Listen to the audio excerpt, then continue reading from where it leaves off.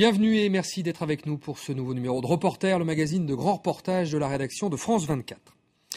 Aujourd'hui, on va parler de l'économie française et d'un phénomène qui semble inexorable, celui de la désindustrialisation. Chaque année, cette désindustrialisation, cette délocalisation coûte 10 000 emplois au pays, 10 000 emplois qui sont supprimés en France pour être recréés à des coûts bien plus bas au Maghreb ou en Asie. Pourtant, certains veulent croire qu'il est encore possible de produire français, à l'heure où les cours du pétrole et l'augmentation des salaires dans les pays en développement rendent un peu moins attractif la délocalisation. Et ça a d'ailleurs été un des sujets de la campagne présidentielle en France. Reportage sur le timide retour du Made in France, signé Karim Akiki avec Cyril Vanier. Après 220 km de marche, les métallos d'ArcelorMittal gardent un moral d'acier. Entre espoir et courbature, ces ouvriers reprennent leur marche vers Paris pour sauver leurs emplois. Leur objectif, la Tour Eiffel, objet de fierté, tout son acier vient de Lorraine. Mais pour Antoine, c'est déjà trop tard. Cet intérimaire est au chômage. Ils ont annoncé l'arrêt du Plessis et moi je me suis arrêté avec. Voilà. Et tant qu'ils ne redémarrent pas, je ne redémarre pas. C'est pour ça que je marche aujourd'hui. Parce que ce qui m'arrive aujourd'hui, ça va arriver demain à eux. Et moi, je suis là pour dire que ces politiques-là, leur job, c'est de nous trouver du job. Cette marche symbolique a été organisée après plusieurs mois d'inactivité. Produire et consommer français, c'est devenu un slogan de campagne. Mais dans les faits, les métallos d'Arcelor sont seuls face à la mondialisation. La richesse d'un pays, c'est ses industries, ses entreprises, ça c'est la richesse. Tout ne doit pas être fait que au Mexique, en Inde ou en Chine. Il faut qu'on produise aussi en France. 2002, le groupe indien reprend les hauts fourneaux de Florange en Lorraine, les derniers d'un bassin sidérurgique sinistré. 10 ans plus tard, le premier producteur d'acier au monde affiche un confortable bénéfice, mais décide tout de même de réduire sa production à Florange et de fermer ses 2 hauts fourneaux. Dès l'annonce de cette nouvelle, les métallos ont décidé de bloquer la production avant d'entamer leur marche. La première ligne, les gars. Gros.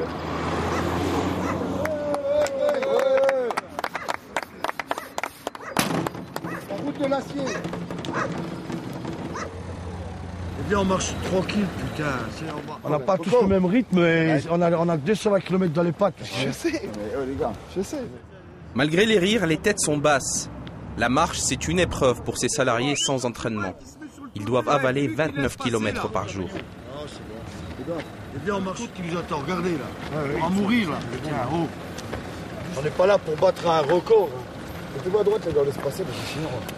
On a une usine qui gagne de l'argent, qui est rentable, où on fait des aciers très techniques.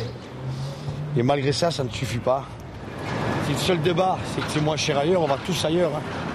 On ferme la maison en France et on va tous ailleurs. Après 10 km, pause ravitaillement au bord de la route. Dans la voiture balai Rudy, c'est l'ancien qui s'occupe de tout. Là, c'est toute la tendance. Il y a de l'eau, il y a de la viande, il y a du frigidaire, il y a des outils, il y a tout ce qu'il faut. Après quelques massages et des étirements, la marche reprend. Il reste encore 150 km. Chaque année, les délocalisations détruisent plus de 10 000 emplois en France.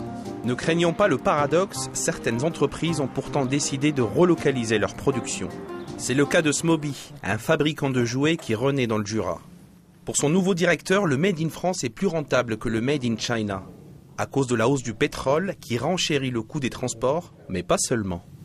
La Chine n'est plus l'Eldorado que ça pouvait être, loin de là.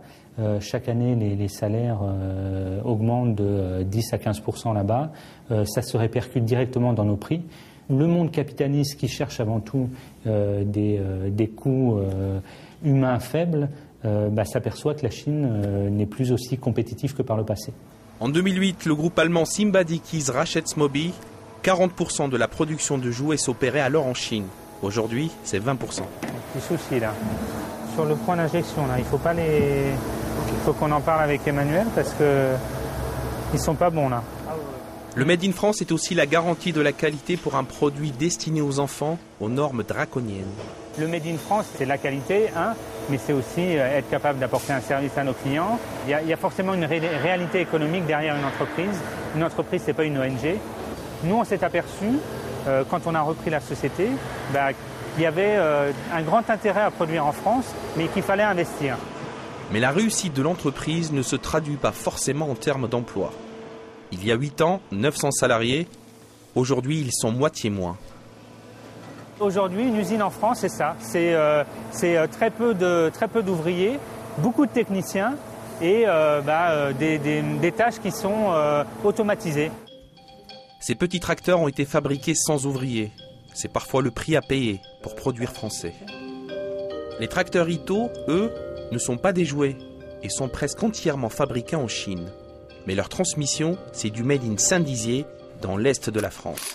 Dans cette usine, les ouvriers fabriquent des boîtes de vitesse, une pièce essentielle que les Chinois n'ont pas su copier. Du coup, en 2011, ils ont racheté l'usine et sauvé par la même occasion 200 emplois. Ah bah c'était ça, vous, la fermeture du site. Oui, je pense qu'ils nous ont sauvés quand même. Ouais. L'avenir nous dira si c'est bon ou si c'est pas bon. Le Made in France, c'est important. Moi, à mes yeux, c'est fabriquer en France, c'est la priorité, tout simplement. Après, j'espère que ça durera et que ça restera en France un certain temps, oui, c'est sûr. Nous, le produit, on le fabrique depuis quand même 20 ans, donc on est assez performant. Le produit, c'est un bon produit. Il y a quand même la qualité, quoi. Il y a l'expérience, quoi, tout simplement. Depuis 1 an, le nouveau patron, c'est lui. Monsieur Liu parle 3 mots de français, ce qui lui suffit pour saluer tous les matins ses ouvriers. Il dit bonjour, au revoir, et ça bonjour, va. au revoir, ça va. Voilà. On a connu des décennies de patrons qui nous ont complètement ignorés. Et, le fait que lui il vienne directement voir les salariés, ça permet d'éviter qu'il y ait des conflits dans des secteurs. Et puis voilà, quoi, ça. Pour Monsieur Liu, la barrière de la langue n'est pas un problème, car il sait compter. En rachetant des entreprises déjà implantées, les Chinois s'achètent aussi une vertu. Ils font du Made in Europe. On n'est pas à Saint-Dizier par hasard ou par charité. Pour nous, c'est la porte d'entrée pour l'Europe. Ce qui nous intéresse ici, c'est la technologie de transmission. On veut adapter les boîtes de vitesse automatique à nos tracteurs fabriqués en Chine. Cela représente une bonne base pour nous pour pénétrer le marché occidental. Mais pour l'instant, les ouvriers d'Ito flottent dans un costume trop grand. Des 1000 employés du départ, il n'en reste plus que 200 aujourd'hui. Raymond en fait partie, il est responsable de la maintenance. Ce syndicaliste jovial a été de tous les combats sociaux. On vit dans un château, puisque c'est une entreprise qui est taillée pour faire 80 tracteurs par jour, et alors qu'on fait que de la transmission. Et aujourd'hui, on fait 8 transmissions par jour. À la pause déjeuner, les anciens syndicalistes se retrouvent pour parler du bon vieux temps. L'âge d'or de leur usine d'où sortaient 1500 tracteurs par mois. Tous espèrent un jour revivre cette belle époque. En attendant, ils se sont mis aux Chinois. Ni hao et xie xie. Premier, c'est bonjour, et le deuxième, c'est merci. Oui, parce que il y a 1 an, on était quoi? On était des futurs chômeurs. On était liquidés. On était liquidés. Donc, on était chômeurs, donc bonjour. Bienvenue. Et puis merci. Ito, leader chinois du tracteur, a promis par la voix de Monsieur Liu une ligne de production 100% française. Les ouvriers espèrent y voir une garantie pour l'avenir. Depuis son entrée dans l'usine en 1986, Raymond a connu 4 plans sociaux. À 46 ans, il est père de 3 garçons. Mais à la maison, il ne parle jamais de ses difficultés au travail. Après, on va voir comment ça va se passer. Pour l'instant, ça va bien se passer, mais il m'en parle pas de toute façon. Donc, pour l'instant, je n'en entends pas du mal. Donc Même si elle ne le dit pas, Sonia est inquiète pour l'avenir de ses enfants. Raymond aussi. Il rêve qu'un jour, ses garçons puissent le rejoindre à l'usine. Quand je vois les apprentis qu'il y a dans l'entreprise, voir le père et le fils à côté, moi j'ai envie de vivre la même chose avec mes enfants. Mais bon, on verra dans 10 ans comment ça va comment ça va se dérouler, quoi. Grâce aux investissements chinois, la famille de Raymond est à l'abri de la vague massive de désindustrialisation qui a frappé la France. Aujourd'hui, à peine un salarié sur 10 travaille dans l'industrie. Ils n'ont rien lâché, les métallos d'Arcelor, arrivés en musique à Paris après plus de 350 km.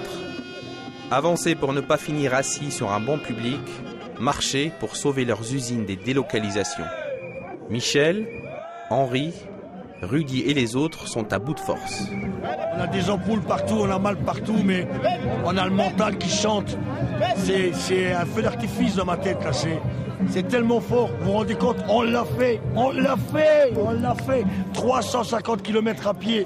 Qui le crut? Qui le crut? Il y en a plein qui auraient aimé qu'on se plante. Il y en a plein qui auraient aimé qu'on démissionne. Il y en a plein qui auraient aimé qu'on abandonne. Mais nous, les Lorrains, nous qui sommes déterminés, nous qui voulons garder notre usine, on ira jusqu'au bout de la terre s'il le faut. Il faut qu'ils le sachent les uns les autres, jusqu'au bout de la terre. Enfin, la récompense, les proches. Antoine retrouve sa famille après 10 jours de marche. Au bord des larmes, il craque dans les bras de sa fille. Tiens, Jean-Luc. C'est beau ça. Quand vous réussissez un défi, vous dites que voilà, il y a de l'espérance derrière et qu'on espère que tout le monde prenne conscience de ça. C'est émouvant ça te donne. Ouais. Ça te donne encore plus d'envie pour continuer encore plus loin. Le regard absent, Rudy pense déjà au combat futur des métallos de Florange. C'est qu'une étape. On continue à partir de la semaine prochaine. On trouvera d'autres idées. On sera très créatifs en la matière, croyez-moi. On va jusqu'au bout du bout. Parce que c'est une nécessité. C'est un devoir qu'on a vis-à-vis des salariés. Vous avez l'impression que c'est réussi là, ce que vous avez fait? À votre avis, c'est réussi, monsieur. Une victoire à la Pyrrhus pour les sidérurgistes. S'ils sont ici, c'est que leurs hauts fourneaux sont éteints. Et nul ne peut dire s'il en coulera encore un jour de l'acier made in France.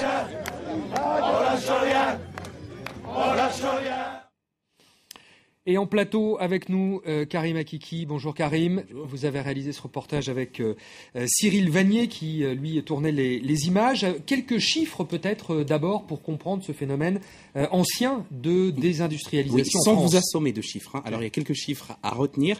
Le premier, c'est que depuis les années 80, la France a perdu 2 millions d'emplois industriels. Ça veut dire que ça a une perte énorme dans le secteur. Le secteur industriel français, c'est un secteur fort. Hein. L'industrie française, pendant très longtemps, a été le fer de lance de l'économie. Ça représente aujourd'hui entre 18 et 13% l'emploi, la part de l'industrie en France. Si on prend un élément de comparaison, par exemple, l'Allemagne, c'est 33% d'emplois industriels. Ah oui. Les raisons de cette désindustrialisation massive, de cette délocalisation, on l'a évoqué, l'attraction des pays émergents qui ont une main-d'œuvre moins chère, mais pas seulement. Les crises successives aussi ont été fatales à la France. Et quand on écoute les spécialistes, l'erreur de la France a été de ne pas se moderniser, de ne pas renouveler notamment son parc d'outils et son parc de machines et de spécialiser ses ouvriers, ce qu'a fait l'Allemagne. Et l'Allemagne vend des machines-outils au monde entier parce qu'elle s'est spécialisée et elle a spécialisé ses ouvriers qui sont devenus des techniciens maintenant. Alors on va essayer de comprendre si ce déclin peut être endigué et prendre peut-être cet exemple que vous avez montré dans votre reportage, celui de Smoby. Est-ce que c'est généralisable ce retour en France d'une production en France? Non, j'ai envie de vous répondre non pour plusieurs raisons. La première raison, c'est selon les spécialistes, ce n'est pas générateur d'emploi.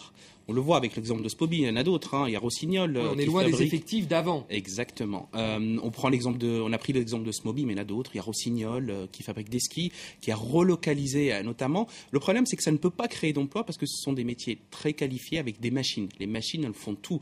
On le voit un moment dans le reportage, le petit camion est entièrement fabriqué par des machines. Les hommes ne viennent qu'entretenir les machines. Ensuite, la deuxième question, est-ce que c'est un développement? Est-ce que ça apporte du développement et de la croissance? Selon les spécialistes, non plus. Pour la simple et unique raison, c'est que ce sont des micro-marchés, des niches, on le voit. Le jouet, c'est un marché particulier, tout le monde ne fait pas de jouet. Rossignol qui fait des skis, donc c'est très particulier. La valeur ajoutée de la France, ça va être pour le Made in France d'aller chercher des niches et d'essayer de développer ces niches-là. Et en tout cas, c'est pas un remède à la crise. Les Alors spécialistes s'accordent à dire ça. Vous venez d'utiliser le mot Made in France. Il faut distinguer le mot Made in France du mot fabriqué en France. Grand débat. Vous pouvez nous expliquer ? Exactement, il y a une différence. Le Made in France, c'est une invention marketing. Pourquoi ? On a inventé cette invention pour dire qu'il y a des produits qui sont un petit peu assemblés en France.